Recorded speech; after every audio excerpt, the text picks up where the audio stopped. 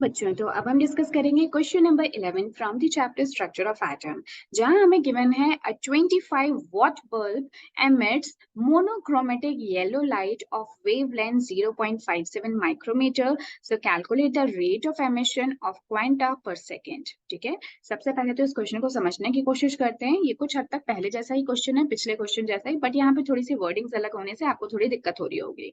तो देखो यहाँ पे आप कैसे समझोगे इसको क्वेश्चन को। सबसे पहले let me first of all tell you that. ठीक है, तो देखो क्वेश्चन में क्या पूछा गया है कि एक बल्ब है।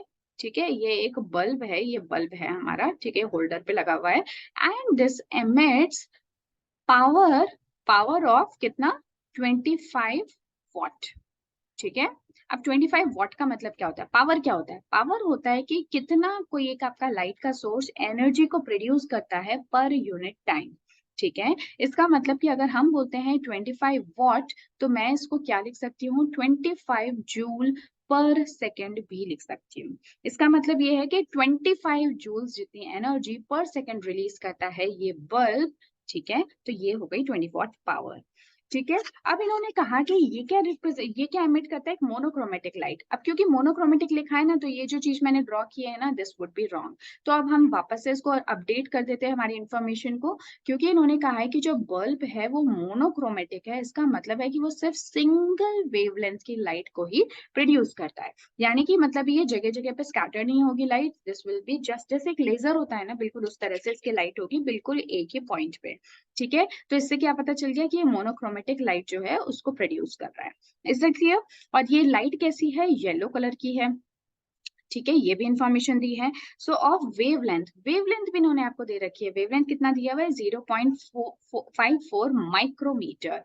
अब आपको पता है कि आपको उसको माइक्रो से क्या मीटर में कन्वर्ट करना पड़ेगा, तो यहीं पे कर लेते हैं। 0.54 माइक्रोमीटर किसके इक्वल होता है, मैं साइड में लिख लेती हूँ।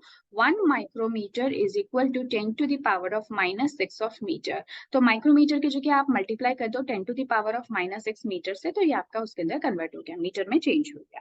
ठीक है, सो calculate the rate of emission of quanta per second. तो ये आपसे क्या पूछ रहे हैं कि कितना एमिशन हो रहा है, कितना एमिशन हो रहा है क्वांटा पर सेकेंड। अब ये क्वांटा क्या चीज होती है, तो यार आप लोगों को सभी को पता है कि लाइट के अंदर क्या प्रेजेंट है, फोटॉन्स प्रेजेंट है एट डिफरेंट एनर्जी लेवल्स। तो बेसिकली कितने फोटॉन्स पर सेकेंड जो है वो बाहर निकल रहे हैं, उसी की बात ये कर रहे हैं। ठीक है, तो पर सेकेंड इन्होंने पूछा। अब देखो यार, जो भी कुछ हमें इंफॉर्मेशन दी है वो किसकी दी है, एनर्जी की, यानी कि पावर की इंफॉर्मेशन दी है। इस पावर की इंफॉर्मेशन से ये जो है, ये टोटल पावर हमें दे रखी है, आ रही बात समझ में, जो कि बल्ब प्रोड्यूस कर रहा है। ये हम इससे क्या निकाल सकते हैं, टोटल एनर्जी निकाल सकते हैं। अगर कहीं से मुझे टोटल, जब भी आपको नंबर फाइंड आउट करना होता है, तो आप क्या करते हो कि जो भी आपको दूसरी इंफॉर्मेशन दे रखी है ना, उसको इंडिविजुअल की इंफॉर्मेशन से डिवाइड कर देते हो, तो आपको एक नंबर मिल जाता है। जब हम पूछ रहे हैं कि कितना क्वांटा पर सेकंड रिलीज हो रहा है, तो इसका मतलब कि हमसे नंबर की बात कर रहे हैं। ठीक है, कितने नंबर की बात हो रही है। तो टोटल एनर्जी को आप अगर एनर्जी ऑफ 1 फोटोन से डिवाइड कर दोगे, तो आपको क्या मिल जाएगा, you will get quanta per second. I guess ये आपको समझ में आ गया होगा, क्योंकि जो टोटल एनर्जी है उसकी यूनिट भी अगर आप देखो तो दैट इज जूल सेकेंड, और जो एनर्जी ऑफ 1 फोटोन होगी वो भी कितना है, जूल सेकेंड है। So this will cancelled out and you will get a number eight the and, जो कि क्या होगा, क्वांटा पर सेकेंड। ठीक है, सो ये क्वेश्चन आप लोगों को समझ में आ गया होगा। इसको ही समझाने के लिए एक एग्जाम्पल मैंने आपको पहले की क्लास में दे रखा है। सो आई एम श्योर कि वो आपके लिए थोड़ा सा हेल्पफुल हो रहा होगा यहाँ पे। जैसे कि अगर किसी को याद नहीं है तो मैं साइड में छोटा सा लिख के बता देती हूँ कि अगर आपसे ये कहा जाए कि भाई 5 पेंसिल्स हैं या 5 पेन जो हैं वो 50 रुपीज के आते हैं, और एक पेन की जो कॉस्ट है वो कितनी है, 5 रुपए है, तो बताओ टोटल नंबर ऑफ पेन्स कितने हैं। तो आप क्या करोगे, you will simply divide 50/5 and this will give you 10। इसका मतलब कि टोटल पेन्स मेरे पास कितने हैं, 10। तो आप एक नंबर को निकाल सकते हो बाय द गिवन इन्फॉर्मेशन। तो यहाँ पे भी आपको नंबर निकालना है, तो जो टोटल एनर्जी है उसको एनर्जी ऑफ 1 फोटोन से डिवाइड कर दो। ठीक है, तो टोटल एनर्जी जो है ना, वो तो मुझे पहले से दे रखी है, इन्होंने कितनी दे रखी है, दैट इज 25 जूल पर सेकेंड। और जो दूसरा है यानी कि एनर्जी ऑफ फोटॉन, ये मुझे नहीं दिया, ये मुझे गिवन नहीं है, बट मुझे लैम्डा की इंफॉर्मेशन दे रखी है। और मुझे पता है कि एनर्जी जो होती है ना वो एच न्यू के इक्वल होती है, और न्यू को आप सब्सटीट्यूट कर सकते हो लैम्डा से by writing it as c by lambda। तो energy is equal to H C by lambda. H जो होता है ना उसकी वैल्यू कांस्टेंट होती है, राइट। ये एक प्लैंक्स कांस्टेंट है और इसकी वैल्यू कांस्टेंट रहती है, इसको हम पहले भी कई बार डिस्कस कर चुके हैं। 6.626 इंटू 10⁻⁻34, ये कितना हो गया जूल सेकेंड। उसके अलावा जो आपका लाइट है, लाइट स्पीड की, तो स्पीड की लाइट भी कांस्टेंट ही है, विच इज 3 इंटू 10⁸ मीटर पर सेकेंड।